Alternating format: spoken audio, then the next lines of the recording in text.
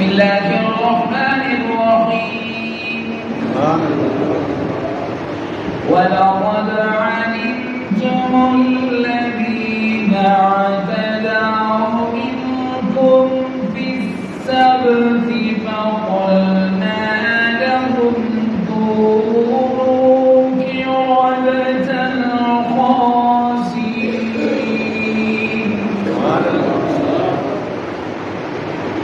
فجعلناها نكالا لما بين يديها وما خلفنا وموعظة للمتقين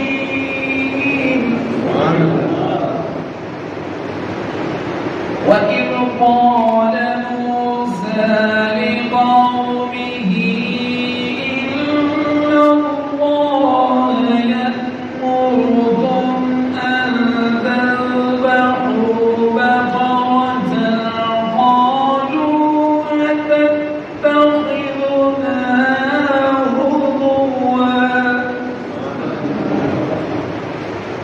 قال أعوذ بالله أن أكون من الجاهلين.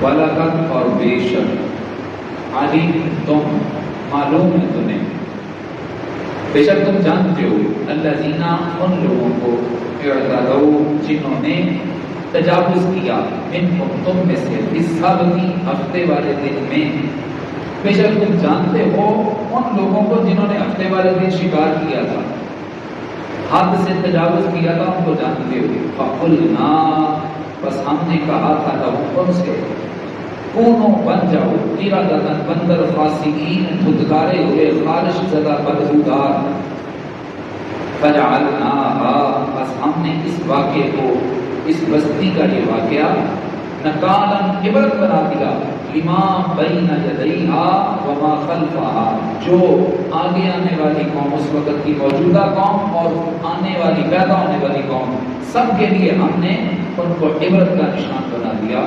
وموعظۃ اور نصیحت یہ واقعہ نصیحت حاصل کرنے کی جگہ ہے للمتقین پرہیزگاروں کے لیے پرہیزگار اس سے نصیحت حاصل کرتے ہیں اور مجرموں کے لیے اس کو عبرت بنایا ہے وَإِذْ اور یاد کرو جب قال فرمایا موسیٰ حضرت موسیٰ علیہ السلام نے لقومہ اپنی قوم سے ایک واقعہ ہے یاد کرو اس واقعے کو حضرت موسیٰ علیہ السلام نے اپنی قوم سے جب کہا ارشاد فرمایا تھا ان اللہ ہمیشہ اللہ تعالیٰ یأمرکم حکم دیتا ہے تمہیں ان یہ کہ تذبحوا بقرہ تم ایک گائے ذبح کرو بے شک اللہ تعالیٰ تمہیں ایک گائے کا ذبح کرنے کا حکم دیتا ہے قالوا تو قوم آگے سے بولی کہنے لگے اتتخذنا ہزوا کیا آپ ہم سے مزاق کرتے ہیں ہمیں مزاق کا نشانہ بناتے ہیں آپ قال حضرت موسیٰ علیہ السلام نے فرمایا اعوذ باللہ میں پناہ مانگتا ہوں اللہ کی ان اس سے کہ اکونا بن جاؤں من الجاہلین میں جاہلوں میں سے مزاق کرنا جاہلوں کا کام ہوتا ہے میں اللہ کی پناہ مانگتا ہوں کہ اللہ کا نبی اور رسول ہو کے میں جاہلوں میں شامل ہو جاؤں ہفتے والے دن کا معاملہ یہ تھا کہ اللہ تعالیٰ کا حکم تھا ہفتے والے دن عبادت میں مشغول ہو جاؤ ان کی شریعت میں عبادت کا جو دن مقرر تھا اس لحاظ سے دنوں میں وہ خاص دن ہفتہ تھا ہفتے والے دن کا بنی اسرائیل تم دنیا کے کاموں میں مشغول نہ ہو جانا ہفتے والے دن شکار نہ کرنا قصب معاش کی طرف نہ جانا بلکہ اپنے اللہ کی عبادت کی طرف خالص ہو جانا یہ حکم کا مطلب تو ان کو ہفتے والے دن کی عبادت اتنی زیادہ شاق اور گراں گزری ہفتے والے دن ہمیں شکار کرنا ہوتا ہے پر اتفاق کی بات یہ ہے ہفتے والے دن مچھلیاں بھی زیادہ آتی ہیں دریا میں اس دن مچھلیاں بھی زیادہ آتی ہیں تو اس دن ہی شکار کرنے کو منع کر دیا گیا یہ ایک آزمائش تھی اللہ تعالیٰ کی طرف سے میرا حکم زیادہ عزیز ہے کہ تمہیں اپنی خواہش زیادہ عزیز ہے اللہ رزق دینے کا وعدہ کر چکا ہے وہ رزق دینے والا رزاق عالم یہ فرماتا ہے کہ تم نے ہفتے والے دن قسم رزق نہیں کرنا تو میں رزق دوں گا میری ذات پر بھروسہ رکھو انہوں نے اللہ کی ذات پر بھروسہ نہ کیا بلکہ اللہ ہی کے حکم کی خلاف ورزی کی ہفتے والے دن مچھلیاں زیادہ آتی تھی، ایک قول کے مطابق اس دن مچھلیاں کیوں زیادہ آتی تھی؟ اس دن اس جگہ وہ مچھلی آیا کرتی تھی جس کے پیٹ میں حضرت یونس علیہ السلام موجود تھے۔ وہ جب مچھلی آتی تھی تو ساری مچھلیاں اس کی زیارت کے لیے آیا کرتی تھی۔ اللہ تعالیٰ کی قدرت کو یہ منظور نہ ٹھہرا کہ میری پیاری مچھلی جس کے پیٹ میں حضرت یونس علیہ السلام میرے پیارے نبی 40 دن تک جلوہ گر فرما رہے، اس کی زیارت کے لیے آئیں اور یہ گرفتار ہو جائیں کہ میری رحمت کو گوارا نہیں۔ اللہ تعالیٰ نے منع فرما دیا، ہفتے والے شکار نہیں کرنا، تم اپنی بات اپنے اللہ کی بات کیا کرو، عبادت دی اور اللہ اللہ کرنے کی تسبیحات کرنے کی نماز پڑھنے کے معاملات کو دیکھا کرو، شکار نہ کیا کرو۔ بعض لوگوں کو شرارت سوچی، انہوں نے کہا کہ ہم ہیلا کر لیتے ہیں۔ ہیلا کیا کر لیتے ہیں کہ ہم اس سے دریا سے نالیاں نکالتے ہیں، نالیاں نکال کے آگے گڑھا کھود دیتے ہیں، جب پانی اوپر آئے گا مچھلیاں آئیں گی، پانی کے ساتھ مچھلیاں گڑھے میں آئیں گی، نیچے چلی جائیں گی، واپس نہیں جا سکیں گی۔ پانی آیا نا، مچھلیاں بھی آ گئی، آگے نیچے گڑھے میں گر گئی، اوپر اب آگے وہ نالی کے ذریعے واپس نہیں جا سکتی۔ اب دیکھو ہم ایسا کرتے ہیں، وہ نالیاں کھود کے کھول دیا کریں گے، وہ آیا کریں گی، اس میں پھنس جایا کریں گے، اتوار والے دن پکڑ لیا کریں گے۔ تقریباً کافی عرصہ یہ کام چلتا رہا۔ حضرت داؤد علیہ السلام کو جب اللہ تعالیٰ کا حکم ہوا، یا داؤد انا جعلناک خلیفۃ فی الارض، اے داؤد علیہ السلام ہم نے آپ کو بھی اپنا خلیفہ بنایا ہے، اور یاد رکھیے سارے نبی اور رسول اللہ تعالیٰ کی زمین میں خلیفہ ہیں، اور سب سے بڑے خلیفہ تمہارے ہوئے آپ کا مولا نبی الانبیاء محبوب کبریا جناب احمد مصطفیٰ حضرت محمد مصطفیٰ صلی اللہ علیہ وسلم، آپ خلیفہ اعظم ہیں۔ حضرت داؤد علیہ السلام کو بھی اللہ تعالیٰ نے اپنے پیغامات کی ترسیل کے لیے نبوت سے سرفراز فرمایا۔ آپ نے تبلیغ کا مشن انجام دیتے ہوئے فرمایا یہ کام تمہیں منع کیا کہ نہیں کرنا، یہ اور پرانا منع کیا گیا ہوا ہے، تم لا اینڈ آرڈر کا خیال نہیں کرتے ہو، تو یہ کام اگر تم کرو گے، اب دیکھیے یہاں پر معاملہ کتنا اہم ہے، اب اگر تم نے یہ کیا تو پھر تمہیں اللہ کے عذاب کا سامنا کرنا پڑے گا۔ اللہ کے تقریباً 70 سال ہی گزر گئے تھے اس کام کو کرتے ہوئے، اللہ کا عذاب نہیں ہے۔ نافرمانی ایک دفعہ کرنے میں بھی تھی اور بار بار کرنے میں بھی تھی، اور یاد رکھیے گناہ صغیرہ عبادات سے، اعمال حسنات و صالحات سے معاف ہو جاتے ہیں، مگر گناہ کبیرہ معین کر کے توبہ کی جائے، یا اللہ اب یہ گناہ نہیں کروں گا، جتنی دفعہ مجھ سے یہ گناہ ہو گیا مالک تجھ سے معافی چاہتا ہوں، مجھے معاف کر دے۔ توبہ کرنے سے معاف ہوگا اور پھر آئندہ نہ کیا جائے۔ لیکن یاد رکھیے اگر گناہ صغیرہ تکرار سے کیا جائے، بار بار سے کیا جائے، یہ کبیرہ کی حد کو چلا جاتا ہے، اور کبیرہ گناہ بار بار تکرار کے ساتھ کیا جائے، فاسق کے معتد بنتے ہوئے اللہ کی نافرمانی دیتا دلیری سے کی جائے، چوری اور سینہ زوری بھی کی جائے، تو پھر یہ گناہ کبیرہ کا تکرار و تواتر و تسلسل تکفیر تک پہنچاتا ہے، کفر تک پہنچا دیتا بندے کو۔ تو انہوں نے حضرت تواتر اور تسلسل کے ساتھ کیا، جب انتہا کو پہنچا تو حضرت داؤد علیہ السلام نے فرمایا اب بس، اب نہیں کرنا، اب اگر کیا تو اللہ تعالیٰ ناراض تو ہے اس کام کی کرنے کی وجہ سے، مگر اب اس کی ناراضگی ظاہر بھی ہو جائے گی، اب عذاب بھی آ جائے گا۔ قوم نے سنی انسنی کر دی تو بڑا فائدہ ہوتا ہے، ہمیں بڑی مچھلیاں قابو آتی ہیں، کاروبار بھی کرتے ہیں اور کھاتے بھی رہتے ہیں، ہمارا تو بزنس ہے یہ، اب ہمارے کاروبار کے خلاف یہ بات کریں گے تو ہم یہ بات نہیں مانتے۔ جنہوں نے نہ مانی پھر بھی ایسا کیا تو ہوا کیا؟ اللہ تعالیٰ فرماتا ہے کہ جانتے ہو پھر تم اے بنی اسرائیل کے لوگوں، آج بھی تم ان لوگوں کے واقعے کو جانتے ہو کہ جنہوں نے ہفتے والے دن سے تجاوز کیا تھا تو پھر کیا ہوا تھا؟ اللہ کے نبی کا کہنا نہیں مانا، میرے کہنے کا انکار کرتے رہے، گناہ تھا مگر میرے عذاب کو دعوت تب ملی ہے جب میرے نبی کا کہنا نہیں مانا، جب میرے نبی کے ڈرانے سے یہ ڈرے نہیں۔ حضرت داؤد علیہ السلام نے کہا تھا، تم نے سنا نہیں تھا؟ حضرت داؤد علیہ السلام نے اپنی طرف سے کوئی کہا تھا، ان کی کوئی اپنی خواہشات کی جاتی، اپنا ذاتی مفاد تھا، سراسر تمہاری بھلائی تھی کہ اللہ تعالیٰ کا حکم مانو، اس کی اطاعت فرما برداری کر کے اللہ کے محبوب بندے بن جاؤ، بجائے اس کی کہ نافرمانی کر کے فاسق بنو اور اس کے عذاب میں مستقبل ہو۔ اگر تم اللہ کے عذاب سے نہ ڈرے تو عذاب آ جائے گا، پھر تم نے ان کی خبر کو جھوٹا سمجھا اور سنا انسنا کر دیا، نظر انداز کر دیا، صرف نظر کر دیا، میرے جلال کو یہ گوارا نہیں۔ اور پھر اللہ کا جلال جب وہ جلال ہوا، جب اللہ کا جلال آیا تو جنہوں نے ہفتے والے دن شکار کیا تھا، جو ہفتے والے دن شکار تسلسل کے ساتھ اس کے بعد بھی کرتے رہے، وہ سارے کے سارے بندر کی شکل میں بن گئے۔ انسان تھے مگر بندر کی شکل میں بن گئے۔ کس کی نافرمانی؟ اللہ اس کے رسول کی نافرمانی پر یہ بھی عذاب آتا ہے۔ بندر کی شکل میں بن گئے، بندر سے پیدا نہیں ہوئے تھے۔ آج کا سائنسدان جب علم کا بخار چڑھتا ہے اسے، جب اس کو علم کی بدعزمی ہوتی ہے تو وہ کہتا ہے کہ انسان پہلے بندر کی اولاد ہے۔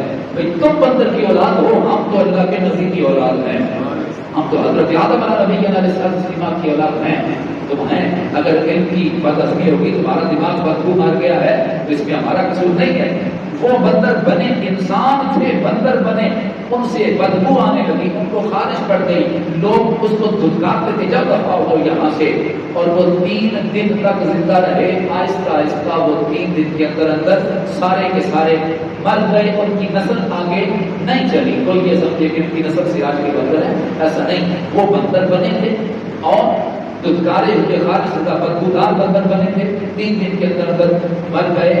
اور اللہ تعالیٰ فرماتا ہے کہ دیکھو یہ انسان ہو کر جانوروں سے زیادہ برے ہو گئے۔ ہر بندر کے جسم سے بدبو تھوڑی آتی، ہر بندر بخاری تھوڑی ہوتی، ہر بندر دھتکارا پر تھوڑا ہوتا ہے، مگر یہ خارج شدہ بدبودار دھتکارے ہوئے بندر بن گئے۔ 3 قسم کے لوگ عام طور پر پائے جاتے ہیں قوم کے اندر، 3 قسم کے لوگ عام طور پر پائے جاتے ہیں۔ ایک تو وہ ہے جو تبلیغ کرنے والے ہیں، علماء کا طبقہ۔ علماء کی بات سننے والے 2 قسم کے ہوتے ہیں، ایک وہ ہوتے ہیں کہ جو بات نہیں مانتے، ایک وہ ہوتے ہیں بات مان جاتے ہیں مگر دوسروں کو کرنے سے روکتے نہیں۔ 3 قسم کے لوگ ہوتے ہیں، ایک جو اللہ کی نافرمانی سے روکتا ہے علماء کا لوگ، ایک وہ جو نہیں روکتے، اور ایک وہ جو نہ روکتے ہیں نہ کرتے ہیں، چپ رہتے ہیں، خود رکے ہوئے ہیں مگر دوسروں کو روکتے نہیں۔ جو نہ رکے وہ تو بندر بن گئے، وہ تو خارجدہ بندر بن گئے، وہ مر گئے۔ اور جو روکتے نہیں تھے مگر خود کرتے بھی نہیں تھے، تو معتبر قول یہ ہے کہ وہ اللہ تعالیٰ کے مغفور بن گئے، کیونکہ ایمان کا ادنا درجہ کیا ہے؟ برائی کو اگر ہاتھ سے نہ روک سکو، منہ سے نہ روک سکو، تو دل کے اندر برائی کو برا جانا۔ اس لیے انہوں نے خود نہ کیا، مگر روکتے کیوں نہیں تھے؟ اس لیے روکتے نہیں تھے کہ روکنا، تبلیغ کرنا یہ فرض کفایہ ہے۔ جب قوم میں سے چند علماء یہ فرض ادا کر دیتے ہیں تو سب کی طرف سے یہ ادا ہو جاتا ہے۔ تیسرا گروہ علماء کا جو روکتے تھے، جنہوں نے اللہ کی نافرمانی کی، ان کا یہ حال ہوا۔ اللہ فرماتا ہے ہم نے اس وقت کے موجود لوگوں کے لیے بھی اس کو عبرت بنایا، اور قیامت کی دہلیز تک ان لوگوں کو عبرت کا نشان بنا دیا کہ ان اللہ علی کل شیء قدیر، بے شک اللہ ہر چاہت پر قدرت رکھتا ہے۔ آج اگر تم پر عذاب نہیں آتا تو یہ صرف رحمت للعالمین صلی اللہ علیہ وسلم کی وجہ سے نہیں آتا، ورنہ اللہ تعالیٰ قادر ہے کہ آج بھی جتنی گناہ اس امت کے اندر معذرہ موجود ہیں، جتنی خرابیاں اور جتنی حکمتیاں، نافرمانیاں، سرکشیاں اور عداوتیں جتنی اس امت کے اندر موجود ہیں، دیکھو تو ایک ایک خرابی کی وجہ سے ان لوگوں پر عذاب الہی آتا رہا، ایک نافرمانی کی وجہ سے وہ قوم تباہ و برباد کر دی جاتی رہی۔